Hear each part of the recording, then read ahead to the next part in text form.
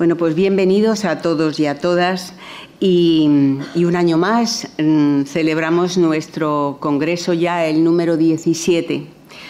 17 años consecutivos de celebrar este evento. Yo creo que eso merece una celebración especial. Y bueno, eso haremos, ¿no? Cada año celebramos y yo creo que 17 años está muy bien la cifra. Para los que no me conozcan, soy Gloria Alonso, coordinadora y fundadora, junto con otras personas de esta asociación Mil Caminos, y también soy facilitadora de meditación aquí en el Pablo Iglesias. Bueno, pues en mi nombre y en el nombre de la asociación que de alguna manera organiza este acto, deseamos que estas jornadas sean de vuestro agrado, del agrado de todo el mundo, que disculpéis si hay algún error o alguna pequeña demora, como en este caso, pero bueno, muy poquita, 10 minutos es lo más normal dentro de todo este mundillo de la tecnología que hay que ajustar y todo esto. Bueno, estos encuentros, como sabéis, son anuales y son una ocasión para compartir conocimientos, por supuesto, y también para disfrutar pues, con los amigos que se juntan muchas veces al año, caras conocidas, y bueno, pues charlar un poquito, tomar un café. Nos parece a nosotros que aparte de ser un congreso con conferencias muy interesantes y todo esto, pues también es importante la comunicación entre los que venimos de público, venimos a verlo, ¿no? O venís a verlo. Bueno, pues muy agradecidos a que estéis aquí esta tarde con el tiempo que hace. Y nosotros, por nuestra parte, la asociación dedica bastante tiempo a preparar este congreso con mucho cariño, con mucho empeño, y deseamos que salga pues todo lo mejor posible. Por supuesto, resaltar que nuestros invitados, como siempre, vienen sin ningún tipo de interés, vienen gratuitamente, no reciben retribución alguna. Informaros también que en la entrada, como habréis visto, hay unos libreros que tienen pues, todos los títulos de los que vienen a dar ponencias y bueno, si queréis adquirir alguno, la firma se llevará siempre a cabo aquí en las mesas de la derecha, de mi derecha, para no molestar en el escenario al siguiente ponente. Normalmente lo hacemos así, si queréis saludarle al ponente que sea a lo largo de este fin de semana, pues podéis hacerlo, pero en la mesa del pasillo. Bueno, finalmente también recordaros que al empezar cada ponencia es importante que nos acordemos de silenciar el móvil, muy importante. También, ya paso, porque vamos un poquito de tiempo, ya paso a presentaros a los dos ponentes que va a haber esta tarde, que son los únicos. Lo vamos a abrir este año con una charla muy especial, o al menos a mí me lo parece. Juan Ignacio Cuesta y Marcos Carrasco, que son nuestros invitados de hoy, hablarán sobre el arte de la pintura. Pintura en la prehistoria, en la antigüedad clásica, en la alta edad media, en el Renacimiento, en el Barroco, pinturas de vanguardia y en el cine. Su charla lleva por título Lo que esconden los pinceles. Al final de su exposición podemos disfrutar de una demostración pictórica y de un sonido armónico improvisado. Esperemos que nos dé tiempo a todo. Bueno, paso a presentaros un poquito a los... Y digo un poquito porque tienen ambos un extenso currículum. A nuestros invitados de hoy. Juan Ignacio Cuesta es periodista, investigador, escritor, espeleólogo, pintor, diseñador gráfico, músico. Ha colaborado con las revistas Enigmas, Más Allá, Año Cero, Mistérica y la desaparecida LRV. Ha diseñado y maquetado libros para la editorial Corona Borealis. Fue director de arte de la colección Bestiarios de Medusa y proyectó parte de la revista Ristre de la historia militar. Diseñó y maquetó varias colecciones de la editorial Nautilus y Edad. Ha colaborado también en el programa, y colabora, colabora en el programa de radio... ha colaborado en el programa de radio La Rosa de los Vientos, de Onda Cero, con su sección Lugares de Poder. Y esporádicamente también colabora en Cuarto Milenio, Código Rojo, Tiempo de Tertulia, Rastreadores de Misterios, Espacio en Blanco, y actualmente es miembro fundador, eso sí, de la Escóbula de la Brújula. Es autor de libros como Lugares de Poder, Piedras Sagradas, Claves Ocultas del Escorial, entre muchos otros. Recientemente ha recibido el premio Enigmax del año 2016 por su libro Lugares a evitar cuando cae la noche.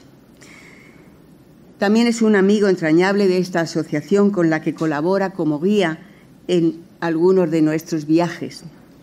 Juan Ignacio es para muchos de nosotros un miembro más de la gran familia Mil Caminos. Siempre está ahí, dispuesto a ayudarnos y, por supuesto, es un gran amigo y una gran persona. Bien, paso a presentaros a Marcos Carrasco. Marcos es pintor, ilustrador y director artístico en publicidad, así como profesor de diseño gráfico. Participa desde sus inicios en el programa La Escóbula de la Brújula, con la sección El Taller del Pintor. Desde 1977, en el campo del arte plástico, ha realizado exposiciones en Estados Unidos, Chicago y Miami. También en Europa, Bélgica, Holanda e Italia. En España ha expuesto en diversas ciudades y participado en las más importantes ferias de arte contemporáneo.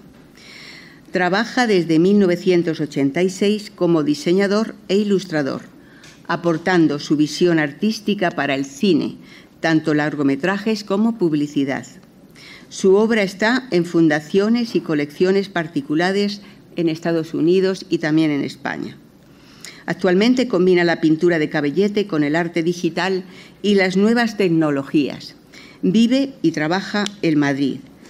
Además de gran artista, es un amigo entrañable y al que le estoy personalmente muy agradecida por toda la ayuda que me ha prestado con su arte en mi última publicación. Bien, no tenemos ya más remedio que darles un aplauso a estos dos artistazos que vienen hoy.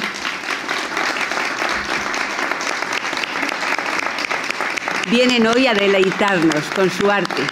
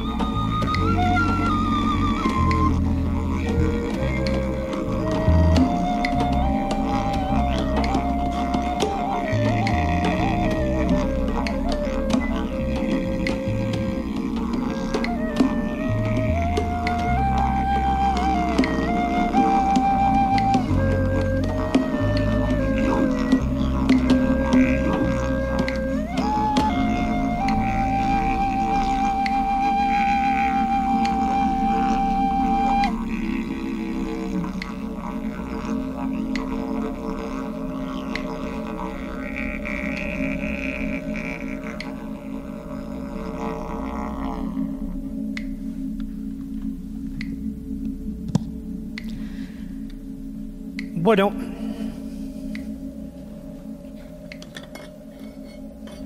este año hemos querido empezar recreando lo que sería una noche en la selva, con sus grillos, con sus extraños sonidos. Selvas que las hay en todo el mundo, las hay en España y las hay en cualquier parte. Y he elegido para ello un lugar especial que se encuentra en Sierra Mágina y que se llama la Cueva de la Graja. Todas esas imágenes que habéis visto pertenecen a dos lugares que están, digamos, en las antípodas. Unos están en Australia, son unas imágenes de las que vamos a hablar dentro de un ratito, y las he mezclado de alguna manera lo que fue con la prehistoria nuestra, con un brujo, el brujo de la Sierra Mágina, que habéis visto. No sé si os habréis fijado en el vídeo que había un pequeño ojito con unas patitas.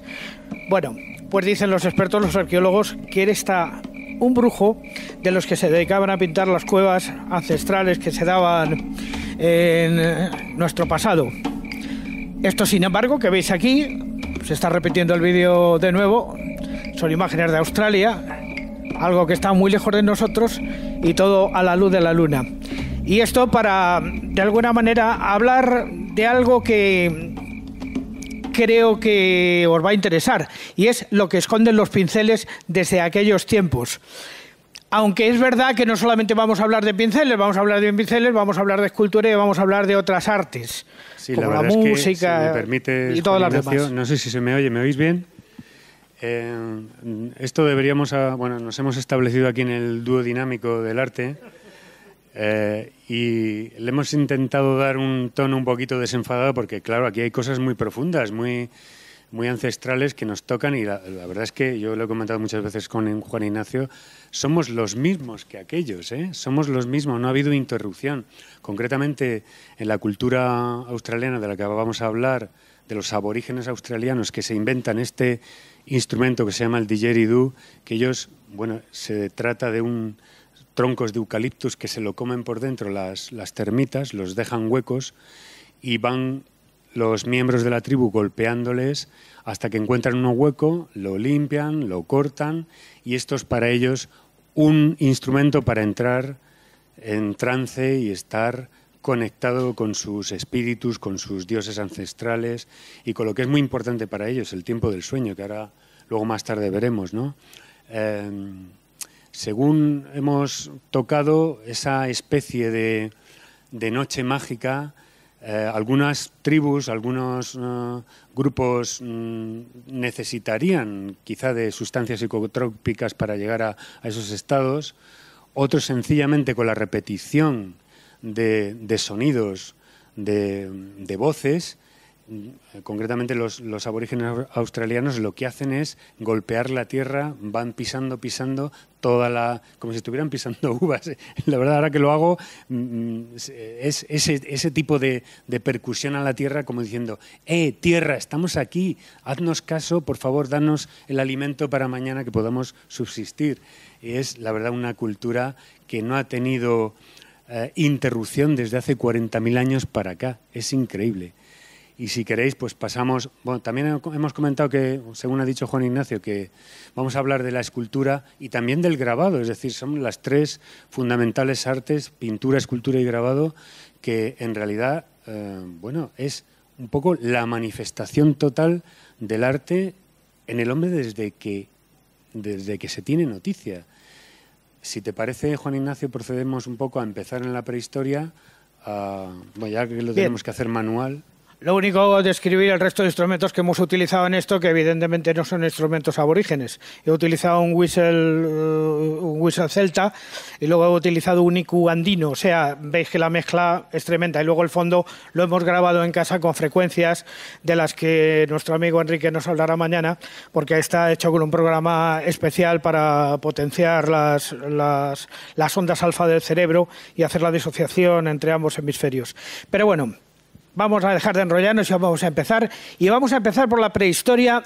Y yo creo que el primer lugar del que quisiera hablar, porque veamos un poquito, es digamos, donde se encuentran nuestros más viejos abuelos de la península ibérica.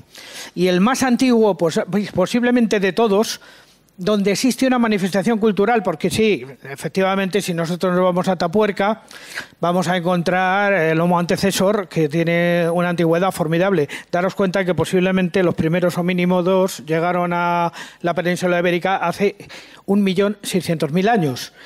Y que desde ese 1.600.000 años hasta prácticamente la primera manifestación cultural va una cantidad de tiempo tan extraordinaria que lo único que tenemos de todos aquellos hombres son pequeños indicios de cómo vivían, de cómo se movían, de la vida difícil que llevaban en contra de los animales. Y el primer indicio que he querido traer, quizá no sea el más antiguo, pero desde luego es antiquísimo, no lo vamos a encontrar precisamente en lo que hoy día se llama España, pero sí en la península ibérica, porque está en Portugal. Y es un valle que hay en la localidad lusa de Vilanova de Fozcoa. Allí en un valle y a lo largo de 17 kilómetros, unos seres extraños, de los que no conocemos el nombre, crearon todos estos petroglifos que estáis viendo aquí, donde están mezclados los uros, que era el toro de la época. Entonces no había toros, el toro es una hibridación prácticamente del siglo XV y XVI. Se llamaba el Bos primigenius, era el uro. Era la gran res de la época, de la tierra del dios toro, porque España siempre ha estado muy asociada al toro, y se hacían mediante la técnica del repiqueteado con estos instrumentos que veis un poquito abajo a la derecha, que se llaman pebbles. Pebbles, que son pequeñas lascas de sílex o de pedernal y tal, con las cuales se iban creando estos animales. Pero observar la belleza y el sentido del dibujo que ya tenían hace 35.000 años aquellos hombres. Realmente es asombroso, o sea, esos trazos. Si nosotros nos dijeran que esto lo ha pintado Picasso, pues no lo podríamos creer, ¿no? Y este es el primer sitio por el que hemos querido pasar. Y luego de aquí nos vamos, digamos, a otra época también, 5.000 años más acá. En la provincia de Guadalajara nos vamos a encontrar la cueva de los Casares, que es esa que veis ahí, una cueva que tiene ocupación prácticamente de 35.000 años atrás hasta el día de hoy, porque todavía incluso en la zona hay labores de ganadería en toda esta parte. Y los petroglifos que se encuentran dentro del santuario de la cueva de los Casares son de este estilo. Aquí os presentamos los grabados que hicieron, los calcos que hicieron sobre los grabados del santuario que estáis viendo ahí. Es que son muy difíciles de ver. Vamos a ver, para poder ver esto hay que hacerlo con una luz digamos que vaya rozando la pared de un modo tangencial para que puedan aparecer los dibujos. El investigador de la cueva, que fue el arqueólogo Juan Cabrera y Aguiló, y su hija realizaron estos primeros calcos. Y aquí nos encontramos, pues, por ejemplo, una fauna que 35.000 años atrás estaba aquí, pero de la que nosotros hoy día no tenemos idea. Por ejemplo, ahí a la izquierda veis un rinoceronte lanudo. Era época fría, era el glaciar Ries y se pasaba bastante frío. Luego, esos extraños seres que parecen extraterrestres que veis en el centro y tal, son representaciones esquemáticas de los seres humanos de la época. Y allí a la derecha, observad que tenemos exactamente el mismo dibujo que podemos apreciar aquí en este conjunto que tenemos aquí. Observar que es exactamente el mismo dibujo. Bueno, pues ¿qué es lo que representa esto según el profesor Balbín y según los diferentes arqueólogos que han estudiado el asunto? Parece ser que estamos ante una ceremonia sagrada de fertilidad donde se representa por primera vez, ante 35.000 años, un coito ante un brujo que sería este que lleva una máscara de mamut, acompañados de otros seres antropomorfos que hay cerca de la cueva. Esto sucedió en una antigüedad tal que los expertos se han planteado si estos estábamos hablando de qué clase de homínidos estábamos hablando y tal. Y parece ser que se confirma poco a poco la hipótesis de que era el hombre de Neandertal.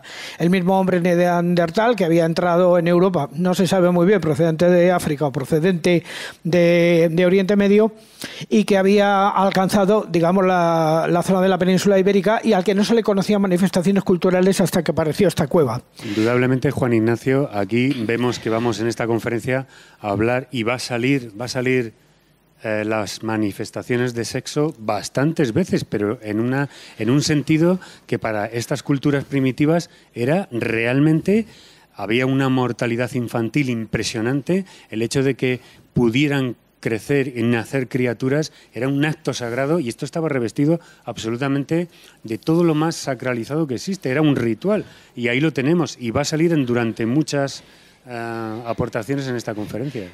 El guía de la Cueva de los Casares durante 50 años, que fue ya desaparecido, Emilio Moreno Fobet, nos contó a mi mujer aquí presente y a mí en su momento que realmente estos dibujos, estos petroglifos, no fueron hechos por hombres, fueron hechos por las mujeres que se quedaban a cargo de la prole. Los hombres iban a cazar, llegaban, las fecundaban y se volvían a ir a cazar otra vez. Entonces, por lo tanto, se convertía aquello en un acto sagrado. Por lo tanto, no hablamos de sacerdotes o de brujos, sino de sacerdotistas o brujas. Allí apareció el concepto de cueva hierogámica, de alguna manera, como cueva donde se realizan los ritos de fertilidad. Y luego aquí Marcos nos va a contar otro hallazgo suyo en la provincia de Albacete, que también es muy importante.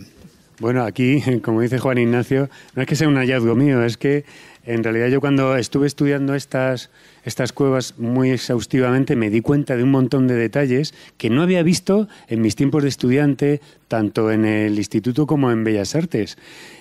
Y voy un poquito por orden de lo que fui descubriendo. Ahí arriba veis un señor encima de trepando un árbol, y ahí, esto es un nido de abejas. Y se pueden ver en la cueva original cómo están las abejas revoloteando y salen todas alrededor. Hay varias capas, hay varias superposiciones de iconos aquí. Se utiliza mucho lo que es el sistema de pintar a base de silueta, porque era lo más económico, lo más directo. Es decir, una sombra negra sobre un fondo claro de la cueva, pero está intensificado. Es decir, aquí los investigadores lo que hacían eran mojar y mojar y mojar, sacar calcos. Al final, ¿qué ha pasado, Juan Ignacio? Que se los han cargado. Concretamente esto ha desaparecido. Hombre, la verdad es que están bastante deteriorados hoy día y ha habido que hacer los calcos a base de trabajo de muchísimo tiempo y muchísima paciencia, con luz estroboscópica, con luz fluorescente, para poder sacar estos calcos, pero realmente los dibujos están, aunque estén deteriorados, pero daros cuenta que hay que, debajo de la capa de los grafitis modernos, es donde está esto. O sea que hay que distinguir lo que han añadido los gamberros posteriormente de lo que es la obra original de aproximadamente 20-25.000 años. Estos son unos abrigos al aire libre, y aquí tenemos al primer pintor paleolítico que lo veis precisamente con 3 pinceles y con la postura de estar pintando un ciervo en la cueva.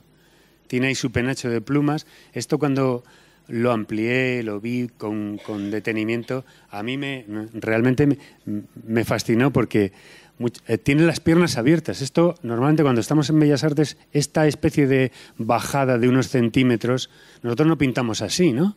Porque realmente te fastidiarías la espalda, ¿no? Entonces, esta persona, este antecesor nuestro pintor, lo que hace es estar así. Parece ser que está poniendo un pie en un bóvido y otro pie en la cabeza del otro bóvido. Pues no, el pintor estaba al principio y luego se pintaron los bóvidos por encima, es decir, hay sucesivas capas. Pero esta postura la adopta muchas veces un pintor precisamente con esa especie de mano. Incluso tiene, no sé si os habéis fijado, a lo Finolis, el meñique levantado. Y esto es un gran choque porque dices, ostras, esto es de hace 10.000 años, es impresionante. Y entonces, claro, estamos hablando de que todas las figuritas están en un orden jerárquico, es decir, por orden de tamaños. Este es el hombre, el chamán, el que pinta, la persona que realmente era de la nada capaz de sacar una imagen de su mano y de su imaginación, era el chamán, era el brujo de la tribu. Y entonces añado yo, y claro, si yo soy el brujo de la tribu y voy a permanecer milenios en la cueva, me voy a poner bien dotado. Si veis ahí, esto causó mucha risa en Villamalea cuando lo contamos. Es verdad, aquí tenemos otra inserción de tema sexual, que es lo que ha comentado Ignacio. Es decir, yo aparte de ser el artista, el pintor, el chamán, soy el mejor dotado y el que mantiene aquí toda la que es el clan y el que favorece el tema del rito sagrado de la fertilidad. Aquí veis, por ejemplo, en otro punto, que estamos en el barranco de Villatorta, en Castellón, cómo se adopta también este mismo recurso, lo que es la silueta, que es lo más económico de representar. No estamos hablando como en las cuevas de Altamira, que sean una serie de volúmenes para sugerir todo este tipo de claroscuros para sugerir precisamente ese volumen. No, vamos a la silueta, es absolutamente gráfico. Esto lo estamos diseñando hoy día en publicidad, en el diseño de logotipos, a día de hoy absolutamente actual. Pasamos a la siguiente, si quieres, tú que estás más cerca. Bueno, solamente decir que entre los 24 y 10.000 años que van desde el primer trazo que se forma en la Cueva de la Vieja hasta los 10.000, hay 15.000 años, o sea, es una cantidad de tiempo brutal. ¿Por qué razón tanto tiempo? Muy sencillo, porque en aquella época el clima era muchísimo más caliente que hoy. Ahora ya hemos llegado a la interglacial, ha terminado el glaciar Rhys y todavía no ha empezado el glaciar Würm. Entonces la Tierra está caliente. En ese momento las especies que hay pues son bóvidos o perros de las praderas. Ahora mismo, por ejemplo, tenéis, por si lo queréis, si queréis acudir, una muestra interesante de la paleontología de la época que se está emitiendo en el Cerro de los Batallones, en Torrejón de Velasco, en uno de los yacimientos más extraordinarios del mundo con respecto a la fauna que circulaba aquí en esta época y tal, donde veis que ya sí que tenemos un instrumento que está claro en el dibujo y lo vamos a encontrar en otros lados, que es el arco. El arco pues casi nos llevó prácticamente a convertirnos o a poder perpetuarnos como especie. Si no hubiera sido por el arco, mal asunto. Bien, pero no solamente aquí, sino en otros sitios. Fijaos cómo en Tassili ha pasado lo mismo, lo que hablaba yo de mojar las pinturas para poder calcarlas. En Tassili, el gran dios astronauta, tan famoso, lo hemos sacado y lo hemos traído aquí a la conferencia para que veáis. Tassili, Namibia, Zimbabue utilizan el mismo recurso de la silueta del arte levantino. Es decir, no sabemos dónde se originó esto. Quizá en esa misma edad, en ese mismo tiempo antepasado, sucedió que los hombres al instante todos tuvieron esporádicamente la idea de representar así las cosas. Y es impresionante. A mí esto me parece sin contacto ninguno, sin que hubiera email, sin que hubiera radio, sin que hubiera decir todo este tipo de cosas que tenemos hoy, de que las imágenes viajan rápidamente. Aquí lo tenéis, en sitios tan dispares tenemos el mismo código de comunicación. Pero fijaros que hay un elemento cultural que va a aparecer en muchos sitios, que es la danza. O sea, ya el hombre paleolítico realiza danzas rituales, posiblemente bajo estados de alteración de conciencia, ya, como decía antes Marcos, conseguidos a base de repetir continuamente un ritmo, o el uso de sustancias alucinógenas.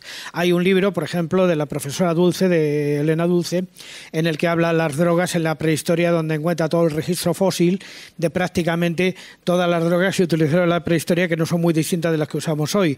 Fijaros, por ejemplo, en el ámbito de la península ibérica, la dormidera, el cannabis sativa, la manita muscaria, que son las silocibes, por ejemplo, que es la que tenemos aquí, pero si nos vamos al ámbito sudamericano, la lengua de San Pedro, el mezcal, en fin, la ayahuasca, en fin, todas las cosas que ha encontrado el hombre de alguna manera para sentirse de una manera receptiva y ponerse en contacto con esas entidades, como por ejemplo sucede en Villar del Humo, en Cuenca. En medio de los pinares del Rodezno de Villar del Humo, en Cuenca, en las areniscas rojas, nos vamos a encontrar el conjunto rupestre que está en Villar del Humo.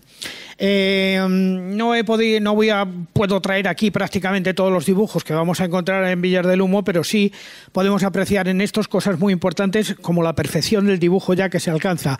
Observar ese uro. Ese uro está perfectamente dibujado y el arquero lo tenemos detrás, aparte de una serie de personajes que andan por aquí. Pero que es más importante todavía y que lo tenemos aquí, observamos la doma de caballos. O sea, ya el hombre que habitaba en estos tiempos, posiblemente ya cerca de la Edad del Bronce, en todas estas zonas, era capaz de domesticar sus animales, de alguna manera, de valerse de los caballos, de valerse de los bóvidos para las tareas lógicamente agrícolas, además de cazarlos, además de alimentarse de ellos, porque también necesitaban proteínas. Además, existen algunos indicios de que también se practicaba el canibalismo ritual con otras tribus de alrededor. Pero no porque es que les hiciera falta proteínas, sino simplemente porque en la creencia de que comiéndose a un enemigo se conseguía toda su fuerza y esa fuerza se incorporaba a la de uno mismo. Por lo tanto, nuestros ancestros, nuestros abuelos, tenían costumbres que hoy día nos parecerían fatales, pero oye, había que sobrevivir. El conjunto de Villar del Humo es perfectamente visitable, lo único que es muy difícil. Esto en concreto se llama selva pascuala. Con eso quiero deciros que es una auténtica selva, una maraña de zarzales, en fin.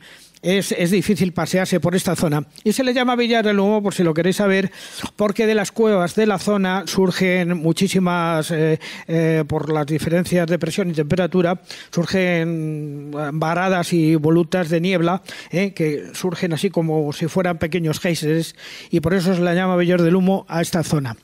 Y de este Marcos, que lo ha visitado, nos puede hablar mucho. Bueno, a mí mi fascinación por el arte de los aborígenes australianos me llevó al instrumento, el instrumento me llevó a los estados alterados de conciencia, que por cierto, Enrique Ramos, que está aquí presente en la sala, mañana nos va a hablar en gran profundidad de todas estas culturas, cómo se adentraban en estos estados alterados de conciencia, lo que son las experiencias fuera del cuerpo. En fin, ya para eso se lo dejo a él mañana, que os va a hablar largo y tendido. Esta forma de pintar se diferencia, fijaos, y aquí podéis ver la diferencia de lo que es la forma de pintar en silueta con lo que ellos llaman la técnica de los rayos X, es decir, todos los animales que ellos consumían en la caza y cazaban, claro, los despellejaban, les abrían, les quitaban la piel y los veían por dentro. Entonces es ese contacto de dibujarles todos los órganos para saber cómo eran por dentro. Aquí hacían en las cuevas, aquí tenemos lo que es el Parque Nacional de Kakadu en Urbi Rock. Esto está en el norte de Australia. La verdad es que no tiene nada que ver el norte con el centro, donde está esa inmensa roca, la Uluru, que ellos llaman Ayers Rock, que es la roca más grande del mundo, que es un inmenso desierto y la roca está en medio, con la zona del sur. Es decir, es muy variopinto, es como tan grande como Europa, tan diverso en tribus, en lenguajes. Hay 250 dialectos, es increíble lo que hay allí metido. ¿Qué os he comentado antes? Es una cultura, para que os hagáis a la idea, que desde hace 40, 60.000 años no se ha interrumpido hasta el siglo XVIII. Han sido los mismos. ¿Por qué digo hasta el siglo XVIII? Incluso han llegado algunos hasta nosotros. Y os voy a explicar por qué. ¿Qué pasa en el siglo XVIII? Lo que pasa es que descubren el continente, los británicos, de repente dicen, man, esto es un sitio inhóspito, vamos a hacer aquí un inmenso penal, y meten allí a 170.000 individuos que son presos que no los quiere nadie en ningún sitio, y los meten allí, en el último reducto del mundo. ¿Qué pasa? Que estos, cuando se van liberando, lo que van haciendo es poblando todo lo que es el territorio australiano y hacen barbaridades. O sea, yo cuando he leído esto, de verdad es que se me cae el alma a los pies, porque les envenenaban las aguas para que estas personas se murieran. Los arrinconaban en reservas, pues del igual modo que han hecho con las tribus indias de Norteamérica. Vamos, un verdadero desastre. Lo que hacen aquí con estas pinturas, os puedo decir que representan un concepto que ellos tienen que se llaman el tiempo del sueño. ¿Y qué es el tiempo del sueño? Es decir, para los aborígenes tiene tanta importancia los sueños como la vida real, incluso hasta más importancia. Es decir, lo cual me da la pista de que ahí puede haber proyecciones astrales, experiencias fuera del cuerpo. ¿Qué eran? Esta gente era telépata, tenían precognición, tenían todo tipo de desarrollos y facultades que toda nuestra civilización ha ido perdiendo. Dale, por favor, a la siguiente. Y pintaban las criaturas que veían en el tiempo del sueño, que era un tiempo mitológico donde la Tierra fue creada por estos espíritus. ¿Cuáles son estos espíritus? Los nimis, que son una especie de figuras antropomórficas muy alargadas, con estas cabezas que nos recuerdan a extraterrestres. Por una parte, pues las que nos cuenta en Encuentros en la tercera fase Spielberg. O los guanginas, que estos son algo, pero aterrorizador, vamos, atemorizador. Fijaos que tienen unos ojos enormemente grandes y los ponían en todo tipo de cuevas, ¿no? Estos vivían en el tiempo del sueño y a la par que los representaban, se comunicaban con ellos. ¿Le damos otra vez a la siguiente? Os voy a presentar una fotografía que se hizo en los primeros años del siglo XX. Fijaos qué individuos. Esta gente no necesitaba gimnasio, ¿eh? Fijaos cómo estaban. Ahora, ¿cómo están? Metidos en sus reservas, absolutamente obesos, alcoholizados, sin ningún tipo de fuerza para vivir. ¿Por qué? Porque, oye, les han quitado todo su sentido de vivir, los han arrinconado. ¿Qué pasó? ¿Qué pasó con el último transmisor de la cultura del tiempo del sueño? Se llamaba Nayon Ball, y en 1964 hizo estas pinturas como el único que quedaba de esa cultura. Se puede decir que en 1964 Nayon Ball hizo en una cueva lo que se perdió durante 40.000 años. Tenemos otro ejemplo que es, del mismo modo, los Lakota Sioux con alce negro. En los años 50, ¿qué pasó con este señor? Se dio cuenta de que era el último. Convocó a un montón de periodistas y dijo, chicos, yo durante 2 o 3 semanas os voy a contar todo lo que tenía mi tribu y mi pueblo, porque esto se va a perder conmigo. Nayon Ball pintó en el año 1964 todas estas cuevas del tiempo, todas estas pinturas del tiempo del sueño. A los 6 meses murió. Es como que quedó su legado ahí, y a partir de ahora, ¿qué tenemos? Pues gente que, bueno, satisface un poco el turismo, toca el didgeridoo por la calle. Yo este didgeridoo lo he comprado allí. Se introducían en este tipo de trances. Ya le he contado antes a Gloria que tocar el didgeridoo es entrar en trance directamente, porque es una técnica de recirculación del aire, de un sonido continuo que te coloca en un estado de realidad no ordinaria, que ahora tengo la boca seca, no puedo tocar el didgeridoo, la verdad. Y entonces, a base de la tribu, de estar 4, 5, 10, 15 individuos tocando este tipo de instrumentos, lo que está haciendo Juan Ignacio, de percusión, entraban en estos estados alterados. Ahí están los estados, los guanginas en la región de Kimberley, la parte de arriba, y ya os digo, estas pinturas son de hace 17.000 años, mirad cómo tocan ellos allí, se siguen embadurnando, pero ya esto prácticamente se ha llevado un poco a la extinción. Y, en fin, ¿estos quiénes podrían ser? De la tribu podría ser el chamán, podría ser el hombre medicina, lo que podría ser el alcalde, el concejal de cultura y el de festejos, ¿no? Este parece salido un poco del planeta de los simios. Fijaos qué raza, ¿eh? Son más feos que el demonio, pero ahí están. Bueno, vamos a pasar a la siguiente.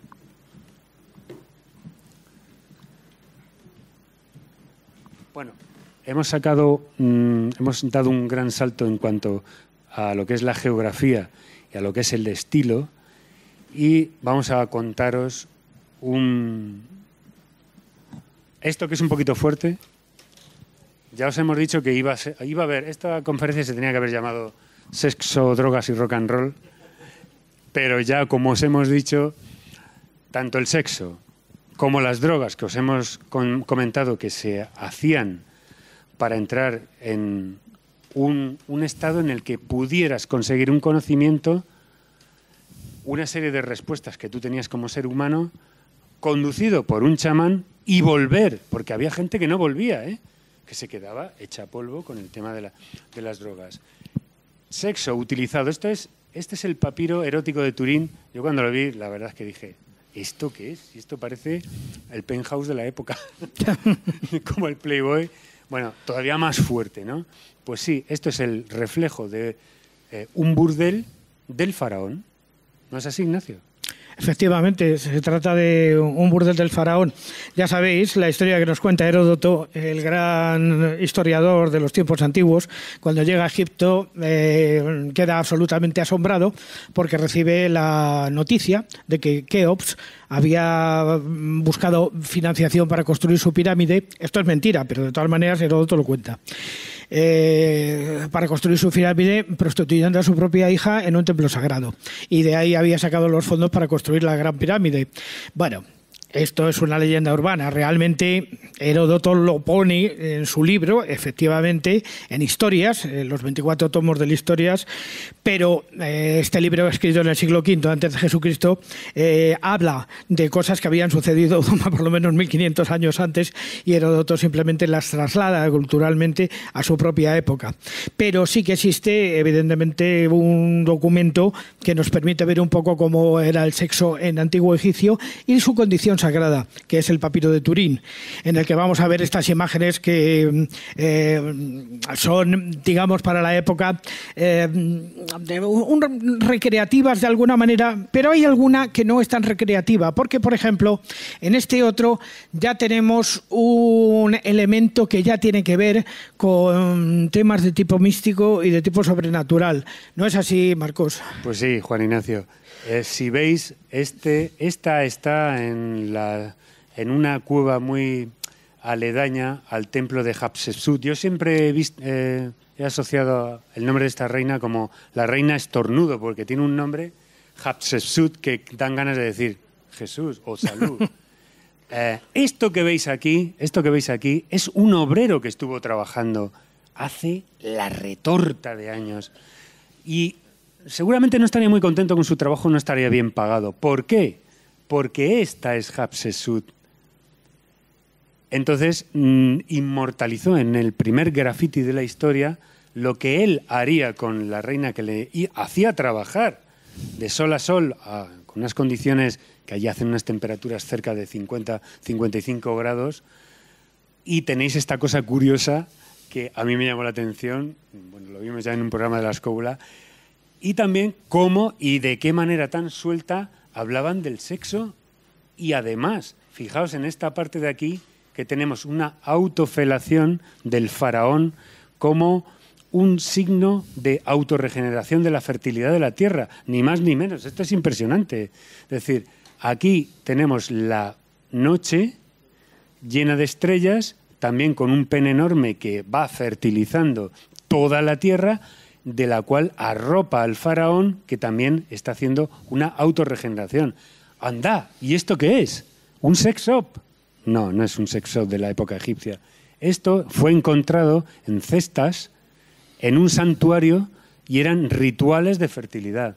Fijaos qué distintos tamaños. Bueno, esto podría dar lugar a una mofa o algo risueño, pero para que veáis que tendemos siempre a ver la antigüedad con nuestros ojos, siempre, pero la antigüedad, no te digo de la antigüedad de milenios, o sea, la antigüedad de hace 40, 50 años incluso, es decir, siempre estamos con ese filtro, siempre estamos con ese filtro.